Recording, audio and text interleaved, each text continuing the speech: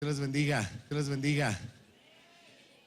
Qué gusto estar otra vez aquí con ustedes, aquí en Guadalajara, que ahora el Señor nos concedió venir en familia. Aquí está mi esposa, mi hijo Cristian, mi hija por allá debe andar con los otros niños.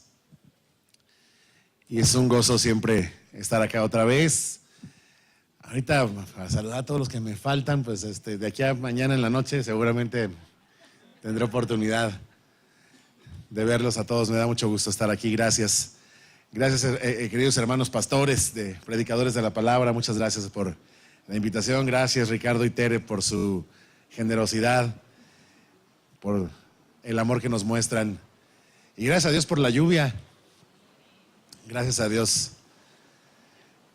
Bien, pues vamos a meditar un poco en la palabra y un poco más acerca de lo que llamamos la Reforma Protestante.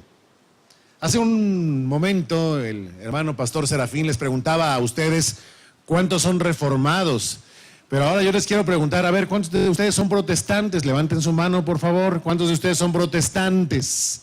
No veo el 100% de las manos levantadas.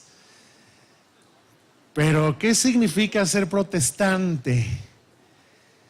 Bueno, pues reforma y protestante son dos términos que en este caso pues van necesariamente unidos. Dentro de apenas 46 días se van a cumplir 500 años de ese momento, de ese parteaguas, el día en que Martín Lutero, de veras, sin proponérselo, catapultó la Reforma Protestante.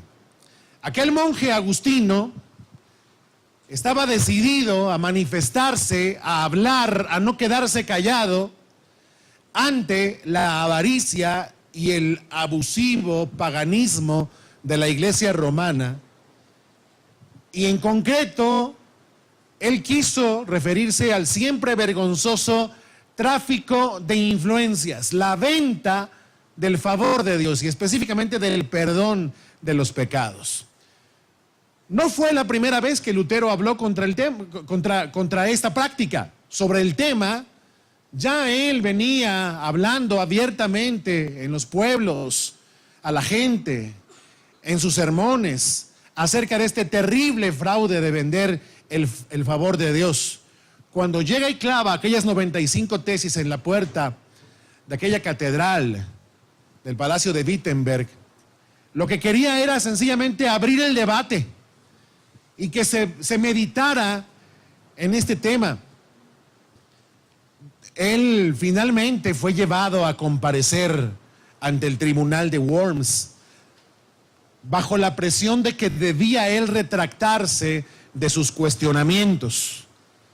Y ahí recordamos otro momento crucial en la historia de Lutero como reformador de la iglesia, cuando él respondió a esta presión para que se retractara con estas palabras que hoy vamos a recordar. Él dijo: que me convenzan mediante testimonios de la Escritura y claros argumentos de la razón, porque no le creo ni al Papa ni a los concilios, ya que está demostrado que a menudo se han equivocado contradiciéndose a sí mismos. Que se me convenza entonces por los textos de la Sagrada Escritura que he citado. Estoy sometido a mi conciencia y ligado a la palabra de Dios. Por eso no puedo ni quiero retractarme, porque ir contra la conciencia no es bueno ni es saludable. Y no puedo hacer otra cosa. Esta es mi postura. Que Dios me ayude. Su vida misma estaba en peligro ante esta negativa, ante esta declaración. Y hoy recordamos a Lutero, pues no nada más como padre del luteranismo, de la iglesia luterana, sino pues como el detonador que Dios usó para esta gran protesta contra quienes tuercen las Escrituras y pervierten el Evangelio. Y hoy pues tendríamos que reconocer, por supuesto, que toda iglesia y todo cristiano no católico podemos ver hacia el pasado y encontrar en aquel hombre, en Martín Lutero, al igual que en otros hombres, una explicación de lo que Dios ha estado haciendo a lo largo de los siglos, de modo que llegamos hasta aquí, hasta este punto de la iglesia. No soy luterano, ni mis compañeros pastores lo son. No compartimos todos los puntos de vista que él tenía, ni por supuesto los seguimos a ciegas. Tenemos que comenzar por reconocer que Martín Lutero era un hombre limitado, muy humano, con sus muchos errores. Él no tenía claridad en todos los temas, tal como tú y como yo y como cada creyente a lo largo de la historia en este mundo. Pero sí, todos podemos apreciar a este hombre como una pieza del plan de Dios para la iglesia, por la determinación que mostró, por su celo y su compromiso con la verdad. Y aquí es donde surge, porque es necesaria, una pregunta. ¿Qué fue lo que pasó en la vida de aquel monje, de aquel religioso, para que llegara hasta este punto de mostrar tal convicción y tal decisión, y luego para mantenerse firme a pesar de todas las presiones, para mantenerse firme en las convicciones que acerca de las Escrituras él tenía? ¿Qué lo hizo llevar a presentar defensa de esta posición de manera tan firme que lo convirtió pues en un personaje decisivo para el cristianismo al término de la Edad Media? ¿Qué fue lo que pasó en la vida de Martín Lutero que se atrevió a esto? Bueno, necesariamente tenemos que mirar un poco hacia atrás de 1517, cuando Martín Lutero, atormentado al contemplar su pecaminosidad, al ver su propia maldad, se preguntaba cómo podría él obtener, lograr, alcanzar la aceptación de Dios. ¿Cómo un pecador como él podía recibir este favor? Y las respuestas no se las pudo proveer la iglesia de aquella época, con sus rituales, con sus normas, con sus tradiciones y sus dogmas. Nada de eso pudo responderle a Martín Lutero esta pregunta que pues mantenía oprimido su corazón. Y por eso es que Lutero seguía leyendo y leyendo y releyendo apasionadamente las Escrituras hasta que fue atraído por Dios hacia la carta a los Romanos, de la cual entendió que Dios pues no solamente es un juez justo, sino que también es un padre que ama a sus criaturas, que ama a sus hijos, y que envió a su Hijo a vencer al pecado y a la muerte para reconciliar a los hombres con Él, declarando, y esto es la esencia del asunto aquí, declarando a los pecadores justos por la fe en Jesucristo y nada más por la fe en Jesucristo, sin ninguna otra obra o acción de por medio. Y esta verdad, la verdad de la justificación por fe, fue lo que marcó la vida de este hombre y su ministerio de una forma tan clara, de una forma tan evidente, que hasta el día de hoy seguimos recordando esta aportación, esta pieza que Dios movió en el ajedrez de su tarea en este mundo. Y así es como llegamos juntos esta tarde a la carta de los Romanos. Si usted la abre conmigo, vamos a ir a dos porciones en particular. Esta primera solamente para recordar esta frase, este principio que se hizo vida en la existencia de Martín Lutero y luego fue el sello también de la Reforma. Y luego vamos a ir más adelante en la carta de los Romanos. Romanos 1, versículo 17. Dice ahí en Romanos 1, versículo 17, porque en el Evangelio la justicia de Dios se revela por fe y para fe, como está escrito, mas el justo por la fe vivirá. Acompáñame a orar. Señor, te queremos dar gracias por el tesoro de tu palabra, Señor, y porque tu Espíritu vivo en nosotros nos guía a toda la verdad. Gracias, Señor, porque tu palabra y tu Espíritu no nos han faltado. Nos has dado herencia en Cristo Jesús por esta vía. Háblanos, pues, esta tarde nuevamente por tu palabra, con la guía de tu Espíritu, para que en todo, Señor, esta palabra sea provechosa a nuestras vidas, para darte gloria a ti, Señor. Te lo rogamos, guíanos, pues, en el nombre de Cristo Jesús, Señor nuestro. Amén. El justo por la fe vivirá. Dice también en Romanos 5:1, justificados pues por la fe, tenemos paz para con Dios por medio de nuestro Señor Jesucristo. Pecadores declarados justos por creer y solo por creer y por creer en Cristo. Hermanos, ninguna otra doctrina es tan esencial como esta de la justificación por fe. Porque si un hombre no es justificado, no podrá escapar bajo ninguna circunstancia del terrible y justo castigo por sus pecados. Un hombre, cualquier hombre, una persona, puede tener un entendimiento doctrinal acertado en muchos temas, un conocimiento doctrinal acertado acerca de la iglesia, acerca del bautismo, acerca de la cena del Señor, acerca de la nación de Israel, acerca de los últimos tiempos, pero si no es justificado, todo ese entendimiento doctrinal correcto, toda esa ortodoxia, no es útil en modo alguno y ese hombre sigue caminando hacia la eterna perdición.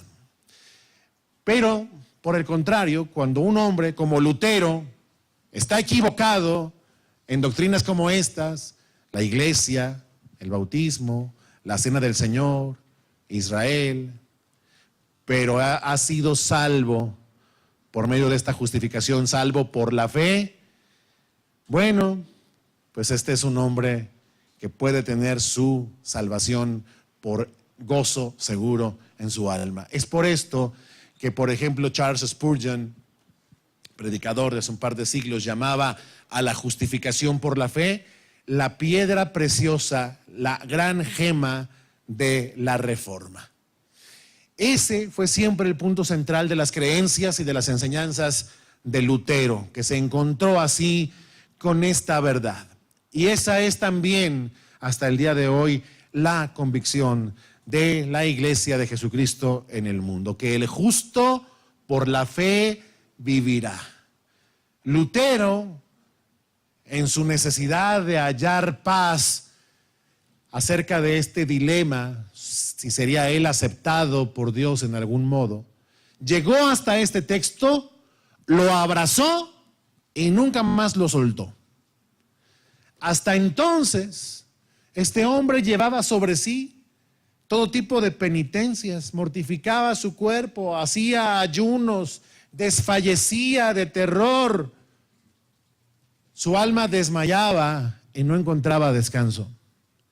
Pero al encontrar esta verdad, que el justo por la fe vivirá, la justificación por la fe y solo por la fe, al entender este texto, Lutero comenzó a confiar en Cristo y solo en Cristo para salvación y pudo descansar de todas sus obras. E incluso cuentan las crónicas que le escribió a su madre y le dijo: sentí que renací y que pasé por las puertas abiertas al paraíso.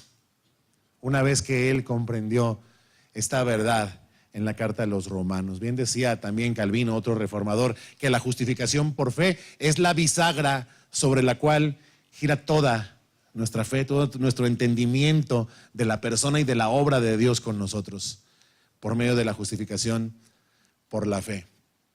Él estaba convencido, Lutero fue un convencido de esta justificación por fe solamente. Y esa es la explicación por la cual él no podía dejar pasar el hecho de que los corruptos religiosos de su época anduvieran por ahí, por toda Alemania, vendiendo el perdón de los pecados por dinero. como aquel monje Tetzel que le decía a la gente: tan pronto tu dinero toca el fondo de la caja de la colecta, tus pecados se irán. Cuando estos chelines, estas monedas toquen el fondo del recipiente, así también, acto seguido, tu pariente saldrá del purgatorio. Lutero no podía callar porque él tenía un entendimiento más allá de esto, tenía el entendimiento de las Escrituras. No es que él era especialmente brillante y sacó una conclusión propia de una mente desarrollada o más alta que la de cualquier otro hombre. No, sino que él recibió esta verdad, una verdad que estaba allí, guardada, reservada en las Escrituras, las cuales, por cierto, Dios nos ha concedido el milagro de que han sido preservadas a lo largo de tantos siglos hasta llegar a nosotros para darse a conocer, porque Dios no está jugando a las escondidas, usted lo sabía, ¿verdad? Dios desde temprano en la historia quiso darse a conocer a su pueblo y así lo ha hecho fielmente hasta el día de hoy. Como un hombre como Lutero, pero luego como uno como nosotros podría callar, podría dejar pasar el hecho de que alguien tuerza las Escrituras y en lugar de proclamar la salvación por la fe en Cristo, la proclame por medio del dinero, por medio de las obras o de cualquier otro precio que uno tuviera que pagar, con lo cual pisotea el sacrificio de Cristo. Pues si cualquiera de nosotros pudiera alcanzar la salvación por cualquier otro medio, ¿para qué entonces Cristo fue enviado al mundo a morir? Y esa convicción a Lutero lo mantuvo activo, lo mantuvo cuestionando, lo mantuvo denunciando el error, no como deporte, por cierto, pero sí enfatizando en la verdad. Así Lutero, de alguna forma, hizo eco de aquellas palabras que el apóstol Pablo le habló a Timoteo cuando le dijo: te encarezco delante de Dios y del Señor Jesucristo, que juzgará a los vivos y a los muertos en su manifestación y en su reino, que prediques la palabra, que instes a tiempo y fuera de tiempo, redarguye, reprende, exhorta con toda paciencia y doctrina. Ahí estuvo Lutero. Lutero de alguna forma fue depositario de esta misma instrucción, como, por cierto, debemos ser nosotros también recipientes de esta misma invitación. Pues que más que una invitación opcional que tomas o dejas, es en realidad una comisión para todos nosotros. Predica la palabra, predícala a tiempo y fuera de tiempo. Hazlo, habla, redarguye, exhorta, anima y aún muestra la maldad que hay en las obras de los que están persistiendo en sus pecados, para que estos se puedan arrepentir y puedan venir al conocimiento de la verdad. Nosotros no somos diferentes a Lutero en cuanto a obtener esta misma certeza en nuestra alma. La pregunta es: ¿nosotros nos retractaríamos si alguien nos presionara para negar estas verdades? Para renunciar a aquello que ha sido nuestra fuente, maravillosa fuente de salvación. Lutero incluso estuvo dispuesto a ser tratado injustamente como un hereje, lo cual, por cierto, pues no era nada más un insulto de ocasión que le soltaban por ahí en las redes sociales, sino que era una acusación tan seria que se castigaba en la época y muy a menudo con la muerte, con una muerte cruel, como una muerte en la hoguera, cuando alguien no se sometía a los criterios de la religión organizada. Y así como es impensable, mis amados hermanos, impensable que los apóstoles hayan estado dispuestos a dar sus vidas defendiendo algo de lo que no estaban seguros, así también Lutero. Él arriesgó su vida parado frente a sus acusadores, dispuesto a ser quemado vivo, como ya había sido quemado vivo años antes John Hus, dispuesto a ser como el grano de trigo que si muere, luego lleva mucho fruto. Dispuesto a todo, a hacer lo que tenía que hacer, a predicar la palabra por la cual miles y miles de personas han podido recibir la verdad. recibir las Escrituras, conocer al Señor y ser salvos. No son pocos los que de alguna forma son fruto de aquella determinación de aquel hombre a quien Dios preparó, a quien Dios formó, como bien decía nuestro hermano Serafín, no un hombre especialmente admirable porque hubiera algo bueno, algún brillo o alguna excelencia en su propia persona, en sí mismo, sino por lo que Dios quiso hacer por medio de él. Se cuenta, por ejemplo, que hombres como John Wesley, se convirtieron. John Wesley se sabe que al leer las vivas impresiones de Lutero sobre la carta a los romanos, dijo: cuando yo leí la descripción de Lutero sobre el cambio que Dios obra en el corazón a través de la fe en Cristo, en ese preciso instante sentí un raro calor en el corazón. Supe que ya estaba yo confiando en Cristo para salvación, que el Señor por su palabra me había concedido la seguridad de que había quitado mis pecados y me había salvado de la ley, del pecado y de la muerte. Otro hombre, John Bunyan, lo mismo, el autor de esta obra cumbre de la literatura cristiana, El progreso del peregrino. Se sabe que Bunyan también, al ser expuesto a las meditaciones de Lutero sobre las Escrituras, se convirtió al Señor también. Entonces, Wesley, el metodista, y Bunyan, el bautista, en los dos extremos, ¿verdad? En términos denominacionales, por así decirlo, habían sido alcanzados de alguna forma por la obra que Dios hacía en la proclamación de su palabra por medio de este hombre Lutero. Así que convendría revisar qué pasó con Lutero. Lo que sucedió, en pocas palabras, es que la carta a los romanos estaba en el corazón, en el centro del mensaje de Lutero. Lutero decía específicamente sobre la carta a los romanos, decía: nunca se puede leer demasiado ni meditar excesivamente en ella, y mientras más se profundiza, más preciosa se vuelve y más dulce es su sabor. Y de alguna forma, lo que llamamos la fe reformada continuamente, ¿verdad, Ricardo? Nos sigue llevando, nos sigue remitiendo a la carta a los romanos y nos muestra allí el fundamento del evangelio. ¿Por qué importa esto?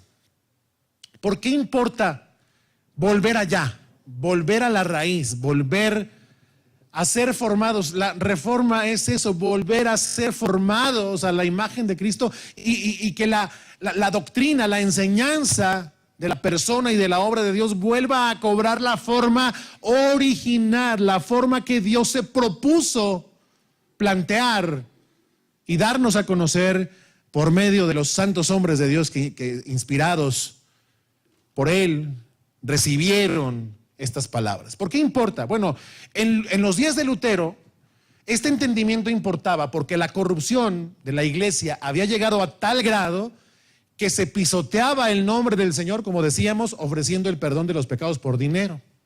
¿Por qué importa hoy, 500 años después? ¿Por qué importa ahora? Porque todavía hay otros evangelios, y decía el apóstol Pablo, no es que haya otros realmente, sino que algunos tuercen las Escrituras. Hoy en día, amplios sectores de la llamada Iglesia de Jesucristo de nuestro tiempo viven engañados también, no confiando en que dando una ofrenda pueden ser salvos, quizá, aunque de que los hay, pues todavía.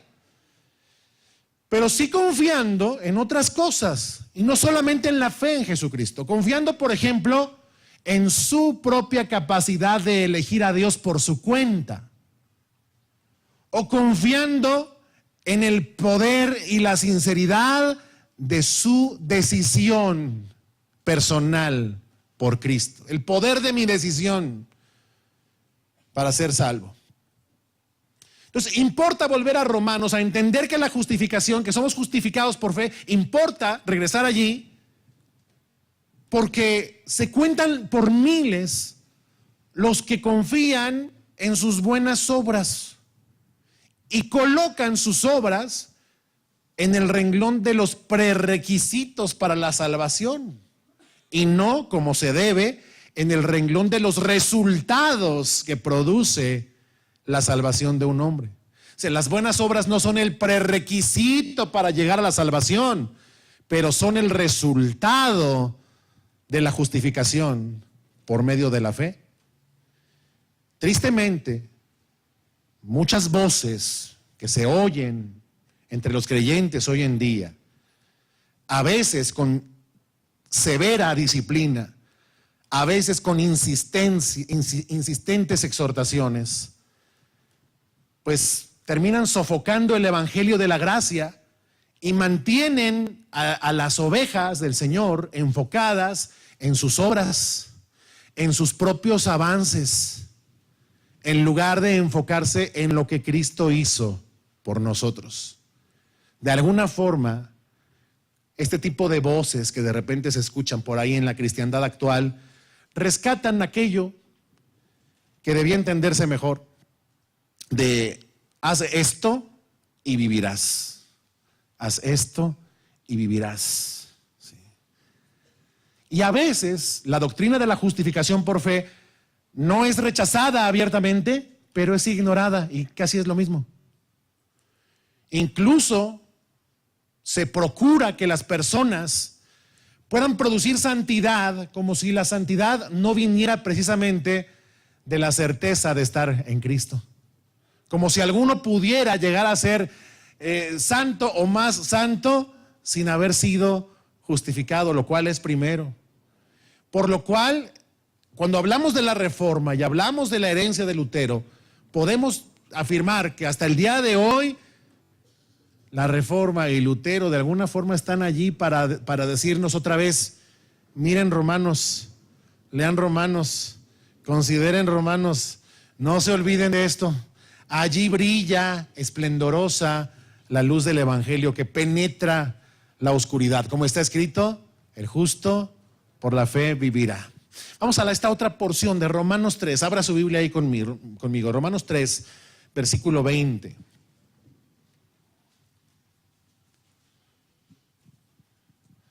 Romanos capítulo 3, versículo 20. Y vamos a leer hasta el 26. Ponga su atención en esta porción de la palabra que vamos a meditar en ella ahora. Dice: ya que por las obras de la ley ningún ser humano será justificado delante de él, delante de Dios, porque por medio de la ley es el conocimiento del pecado. Pero ahora, aparte de la ley, se ha manifestado la justicia de Dios, testificada por la ley y por los profetas. La justicia de Dios por medio de la fe en Jesucristo para todos los que creen en Él. Porque no hay diferencia, por cuanto todos pecaron y están destituidos de la gloria de Dios, siendo justificados gratuitamente por su gracia, mediante la redención que es en Cristo Jesús, a quien Dios puso como propiciación por medio de la fe en su sangre, para manifestar su justicia, a causa de haber pasado por alto en su paciencia los pecados pasados, con la mira de manifestar en este tiempo su justicia, a fin de que Él sea el justo y el que justifica al que es de la fe de Jesús.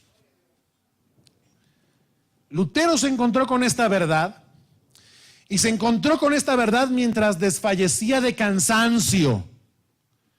Él aprendió aquí, en esta palabra santa de Dios, que nadie debería tomar la ley como una lista de cosas que debes y cosas que no debes hacer, solo así, porque así funcionan las leyes humanas.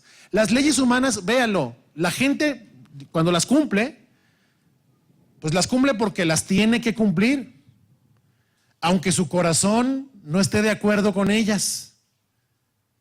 Y como Dios no ve, como nosotros, Dios no ve lo que está delante de sus ojos, sino que Dios ve el corazón, Él tiene naturalmente que condenar las buenas obras de aquellos que tratan de ganar la aceptación de Dios cumpliendo la ley, porque esas obras no son hechas de corazón, no son hechas con gozo, sino por obligación, y con un corazón que todavía arde de rebeldía y de falsedad. Eso sin contar con que no hay hombre sobre la tierra que solamente haga obras buenas, sino que también las hace malas. Y el que sabe hacer lo bueno y no lo hace, es pecado. Entonces nadie puede guardar la ley y por lo tanto la ley no puede justificar a nadie por sí misma. La ley lo que puede hacer es señalarnos, acusarnos y condenarnos. Porque a cada uno de nosotros naturalmente nos desagrada lo bueno y nos complace lo malo. Ninguno de nosotros antes de la fe haya placer en lo que Dios aprueba. Ninguno de nosotros ama la ley de Dios. Así que aún las mejores obras que hagamos son pecado, por lo cual la ira de Dios y su castigo son merecidos hasta por los mejores hombres que se puedan conocer humanamente hablando. Condenados porque nuestros corazones son naturalmente rebeldes a su ley. Tú puedes tratar, si quieres, tratar de ser lo más bueno posible. Creer que eres tan bueno como se puede llegar a ser en esta vida. Tan sabio que tomaste tu decisión por Cristo. ¡Wow! E hiciste una declaración verbal al respecto.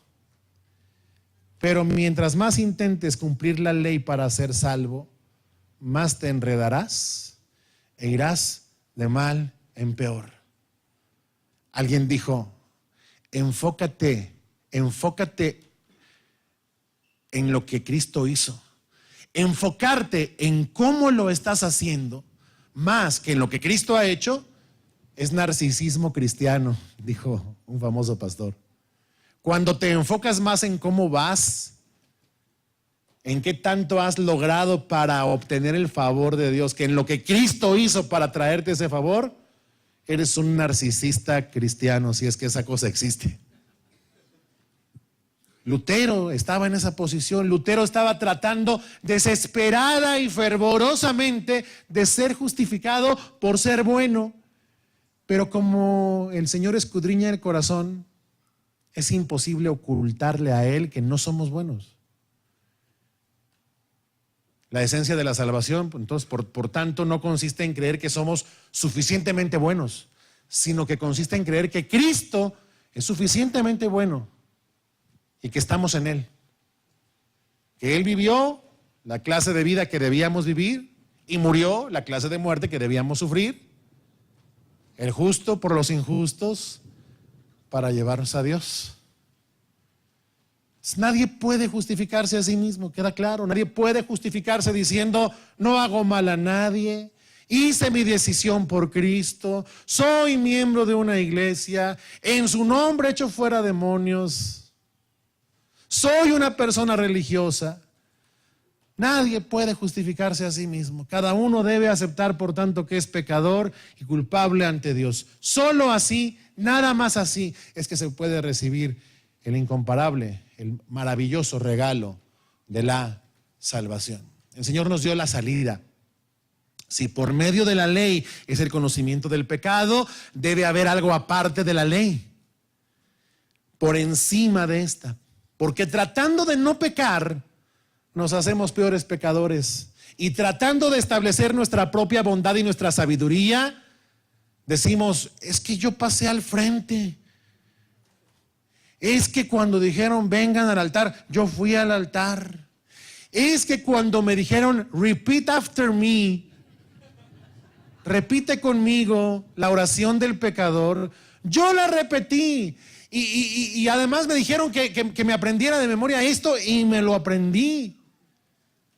Y terminamos pasando por alto que nadie será justificado por cumplir ninguna de esas cosas, sino que más bien buscaremos esas cosas cuando ya hayamos sido justificados. ¿Por medio de qué? De la fe solamente. Por eso es gracia.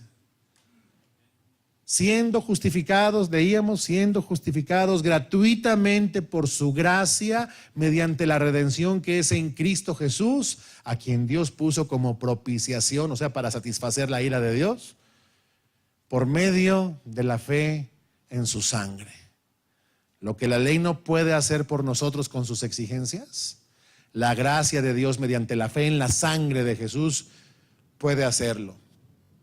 Y al confiar en su sangre, en la muerte sustituta de Cristo, entonces, solo entonces, nuestros pecados son perdonados, somos limpiados, porque como dicen Romanos 5, 8 y 9, Dios muestra su amor para con nosotros en que siendo aún pecadores, Cristo murió por nosotros. Y dice, pues mucho más, estando ya justificados en su sangre, por Él seremos salvos de la ira, cuando estemos justificados por su sangre. Jesús pagó entonces en la cruz, queda claro, por todos nuestros pecados, eso lo entendemos. Bueno, lo único que nos queda por hacer es creer. Es creer, dice ahí, a fin de que Él sea el justo y el que justifica al que es de la fe de Jesús. O sea, a fin de que entendamos que la justificación pues, es un acto soberano de Dios, unilateral y soberano de su parte. Al que cree, Dios lo justifica. Esa es la salida para los pecadores perdidos y sin esperanza. Pecadores como Lutero y como tú y como yo, que pues, en vano tratan de alcanzar por medio de sus decisiones sinceras y sus actos buenos a aquel a quien solamente se puede recibir por medio de la fe. Una fe que lo cambia todo. Así fue, con esa verdad fue con la que Lutero se encontró y la verdad por la cual Lutero fue esta pieza que Dios quiso que fuera en el rompecabezas, en la historia de la iglesia. O mejor dicho, más que Lutero encontrar esa verdad, más bien Dios salió al encuentro de su hijo perdido Lutero, tal como sale todos los días al encuentro de nuevos hombres y mujeres para mostrar esta misma verdad. Ten fe entonces. El mensaje, el gran mensaje de la Reforma es: somos salvos por la fe solamente, solamente por la fe en la sangre de Cristo. Y esa fe, bueno, ahora define fe, ¿verdad? Bueno, es mucho más que creer la historia de Jesús. Es mucho más que creer hechos aislados sobre Jesús. Esa fe significa estar unidos vitalmente al Señor, unidos a Él por su buena voluntad. Es venir a Él y rendirse a Él y creer a Él, renunciando a cualquier otra forma de intento de alcanzar el favor de Dios. Es venir a Él. De lo que se trata, y Lutero lo entendía, es de descansar en la gracia de Jesús. Lo cual significa no trabajar para ganarme lo que Él ya me ha dado. Y siendo libre de trabajar para ganarme su favor, ahora trabajo para agradarle. Es desde la libertad. La obra pues es del Señor, queda claro, ¿no? Nadie llega a tener un corazón conforme al de Dios, de hecho. Esta condición, la de tener un corazón conforme al de Dios, es un regalo que Él da. Vea cómo toda la obra es del Señor. Es Él quien concede el arrepentimiento. Es Él quien concede la fe. Es Él quien regenera. Es Él quien nos imparte su gracia. Abraham halló gracia. Noé halló gracia. José halló gracia. Israel halló gracia. Esther halló gracia. David halló gracia. Así que no le digan, que no le cuenten. Nadie llega a obtener el título de limpio de manos y puro de corazón. ¿Quién subirá al monte del Señor? El limpio de manos, el puro de corazón, aquel que nunca ha elevado su alma a cosas vanas. Se amoló el asunto, ninguno de nosotros califica ahí. No cabemos. Y es increíble que todavía se nos insiste que sí podemos, que podemos encajar en ese molde. A ver, hermano, pues esfuérzate, es que no le has echado suficientes ganas, no te has consagrado lo suficiente, te ha hecho falta más, a ver, échale más. Como si se tratara de meterle carbón ahí al brasero. Para llegar a ser una persona limpia de manos y pura de corazón. ¿De quién estaba hablando el salmista en el Salmo 24 cuando puso estas palabras allí? Mi hermano, no estaba hablando de ti, tú no sales en esa foto, ni yo, no cabemos, no hay manera, no hay forma. ¿Sí? O sea, junto al Salmo 24 no puede haber una foto tuya. Imposible. Dime quién de nosotros podría decir: yo nunca he elevado mi alma a cosas vanas, a cosas inútiles. Yo nunca he perdido ni el tiempo, ni palabras ociosas han salido de mi boca. Yo nunca. ¿Quién podría decir tal cosa? ¿Quién podría definirse a sí mismo y decir: yo alcanzo el título? No, nuestro esmero es insuficiente. De hecho, nosotros no somos justos, somos justificados, somos hechos justos. Por la justificación somos declarados justos y después en el proceso de la santificación somos hechos justos a la medida del Señor. O sea, nos es impartida la justicia de otro, la mente de otro. Esto es de Cristo. Otro es formado en nosotros, Cristo en nosotros. Entonces, nosotros no nos hacemos un buen corazón. No nos lo hacemos, imposible. Lo recibimos. Por lo cual solamente Dios es digno de honra y de alabanza y de gloria.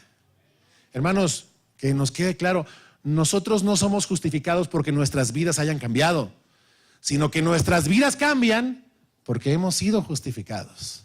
Ese es este orden. Y los religiosos de todos los tiempos, vamos, la religión tradicional, oyen esto y dicen: ay, sí, qué fácil, ¿no? Mira tú. Porque ellos están siempre pensando en que deben ganarse la salvación de alguna manera, sea por ser buenos o al menos por no ser tan malos. O bien, pues que todos al final van a ser salvos, no se preocupen, porque Dios es amor y Él va a salvar a todos. Pero Dios es un juez justo que no puede simplemente ignorar el pecado y barrerlo debajo de la alfombra cósmica, ¿verdad? Allá, que no se note. El pecado se ha de pagar y para eso envió a su Hijo. Yo te quiero invitar a que imagines por un momento algo que es imposible, pero imagínatelo: que Dios no hubiera provisto salvación para los hombres, que Dios no hubiera determinado justificar por la fe a los que son, ¿verdad? Dice ahí, de la fe de Jesús, justificarlos. Imagínate por un momento que habiendo el hombre pecado y habiendo perdido así su comunión con Dios, el Señor nos hubiera abandonado a nuestra mala conciencia y a nuestra condición caída. Que ninguna palabra hubiera sonado redarguyéndonos, que Él nunca hubiera hablado para corregirnos, que Él nunca nos hubiera vuelto a buscar, que Él no hubiera buscado a Adán y a su mujer, y que no hubiera dado ninguna voz para nosotros, y que el universo entero hubiera guardado absoluto silencio después del pecado, y que el hombre simplemente se hubiera dedicado a vivir así, sin freno alguno. Dejados así, seríamos una especie que ya no existiría. Esclavos de los deleites, cada uno buscando lo suyo, todos centrados egoístamente en sí mismos, todos contendiendo cada uno con su prójimo, reclamando derechos, arrebatando lo que desea.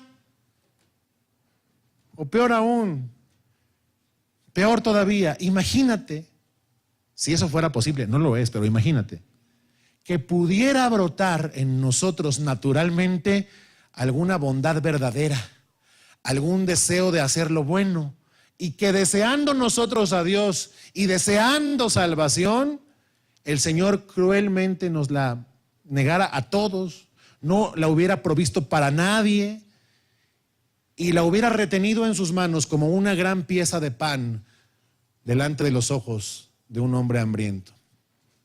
Aún así, Dios sería justo y santo y no perdería nada de su perfección. Seguiría siendo el gran yo soy. Pero nos amó. Y eso hizo toda la diferencia. Nos amó y no nos dejó desamparados y proveyó a su Hijo para el sacrificio. Fue a la cruz, hizo provisión, quiso entregarse y por eso estamos aquí. Aunque no merecemos su amor, pero siendo amados. Maravilloso. Por Cristo, por su sangre, por creer en su sangre, puedo tener paz para con Dios. Por la fe soy justificado, declarado justo. Pero hay un requisito, eso sí, para recibir esta justificación. Reconocerse necesitado, reconocer que no tienes nada, reconocerte pecador, carente, ciego, miserable y desnudo delante del Señor. Y arrepentirte. El Señor vino a los enfermos, no a los que no necesitan médico. Si alguno cree que no necesita nada, pues allá él no va a recibir nada. Pero sabemos que los pobres en espíritu serán enriquecidos, ¿cierto? Y los que tienen hambre y sed de ser justificados, serán justificados. Porque Dios es el que produce esa hambre y esa sed, sin duda. La salvación es del Señor. No es para la gente buena. No es para los que se desgarran intentando alcanzar el favor de Dios. No es para aquellos que dicen, pues voy a hacer todo lo bueno, lo mejor que pueda para que el Señor me reciba. Dice la Escritura que es Dios quien justifica al que es de la fe. Él es el que está dispuesto a hacer esta obra, no a los que se creen buenos. Fue al publicano y no al fariseo que oraba consigo mismo, a quien el Señor justificó. ¿Se acuerda de esa historia? Aquel publicano con su fama, ¿verdad?, de extorsionador, de inmoral, de fraudulento y de injusto, que por cierto no era una fama tan mal ganada, sino conquistada a pulso. Dice, el Señor Jesús contó que ese publicano ni siquiera se atrevía a acercarse a Dios, sino que de lejos clamaba y decía, acuérdate de mí, que soy un pecador. Y el fariseo, mientras puesto en pie, dice que oraba consigo mismo, su oración no pasaba de la palapa. ¿Sí? Se jactaba de no ser como ese otro pecador, ¿no? Yo ayuno 3 veces a la semana y yo doy diezmos de todo lo que gano, aleluya. Jesús dijo que fue el publicano el que se humilló, el que descendió a su casa ya justificado. El pecador consciente y arrepentido de su necesidad fue el que recibió, y no aquel que se ponía como ejemplo a sí mismo en todas las prédicas, ¿verdad? ¿Cuántas veces hemos oído esas predicaciones de Proverbios 31, Señor? En las que a cada frase aparece una complementaria. Yo, por ejemplo. Ya lo único que se espera es que un mensaje así termine con una conclusión. Hermanos, la mujer virtuosa soy yo. Aquí me tienen de cuerpo presente.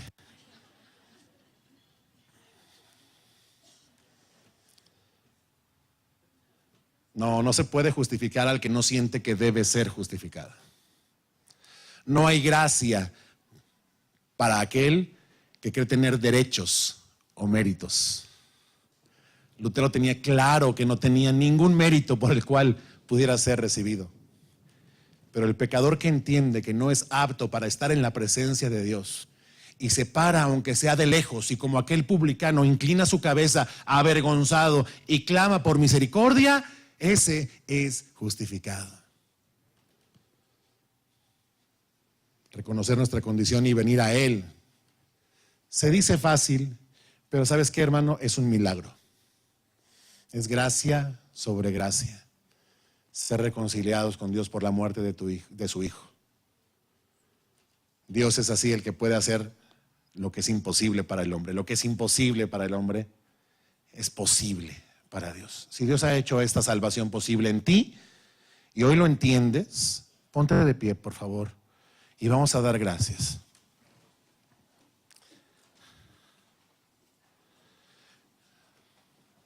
Ponte de pie, por favor.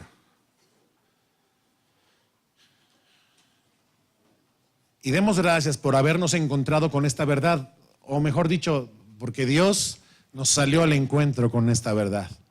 Y si quizás no lo habías entendido, mi hermano, espero que Dios pudiera estar hablando ahora mismo a tu corazón, haciéndote entender que su salvación, pues es su salvación, que no es por tus obras, sino por sus obras. Que no es por tus esfuerzos, sino por su sacrificio en la cruz. Señor, te damos gracias. Gracias porque no hay nada que nos pueda justificar en nuestras propias manos, Señor. Tú puedes comprobar todos nuestros delitos, pero también puedes perdonárnoslos. Y tú lo has hecho, Señor, al inspirarnos a la fe, Señor. Al hablarnos tu palabra y al haber formado en nosotros un nuevo corazón. Gracias, Señor, porque tú nos tomaste con nuestros corazones viles y corrompidos y dijiste, este es mi hijo, esta es mi hija. Tomaste, Señor, al criminal malvado, al perverso y le dijiste, con amor eterno te he amado, por tanto te prolongué mi misericordia. Tú tomaste al asesino confeso, Señor. Tú tomaste al idólatra inmundo, al adúltero inmoral. Y Señor, tú lo conquistaste para ti, Señor. Tú venciste su resistencia, conquistaste su voluntad. Esa es nuestra historia. Hoy nos la haces entender. Gracias, Señor, por esta forma tan completa, irreversible de salvarnos, Señor. De modo que no podremos ser acusados nuevamente por los mismos delitos que ya fueron cargados a la cuenta de tu Hijo amado Jesucristo, en quien tenemos redención por su sangre, el perdón de pecados. Gracias, Señor, porque esta fe la hemos recibido, no es de nosotros, Señor, es un don tuyo. Tu palabra nos lo deja claro. Gracias, Señor, porque tú eres el que justifica, Señor. Gracias por ese régimen de gracia en el cual hay amparo y perdón para el pecador. Amparo y perdón gratuitos. Gracias, Señor, porque podemos descansar de nuestras obras si se trata de recibir tu favor. Tú nos lo das gratuitamente, Señor. Hoy recordamos, Señor, que Abraham creyó y le fue contado por justicia, Señor. Que fue declarado justo por la fe, Señor. Que siempre fue así, que nunca tuviste otro plan, que nunca quisiste que fuera de otra manera, Señor. Que como tú te propusiste salvar desde el principio, así has seguido salvándonos a nosotros, Señor. Por la fe y solo por la fe es que somos justos, Señor. Justificados pues por la fe, tenemos paz para contigo, oh Dios, por medio de Cristo, del Señor Jesús, Señor nuestro. Gracias, Señor. Esto es algo demasiado maravilloso para nosotros, Señor. Nuestra alma apenas lo alcanza a contemplar y a maravillarse y a balbucear, Señor, en gratitud por tan grande amor que has derramado en nosotros. Gracias, Padre, porque se lo hiciste ver a aquel hombre, Señor, y a muchos otros en la historia, y porque siempre, Señor, le has hecho ver esta verdad a aquellos a quienes tú te propusiste salvar, Señor. Gracias porque nos concedes esta tarde contemplarte así y maravillarnos en ti, oh Dios. La gloria a tu nombre por siempre, Señor. Amén.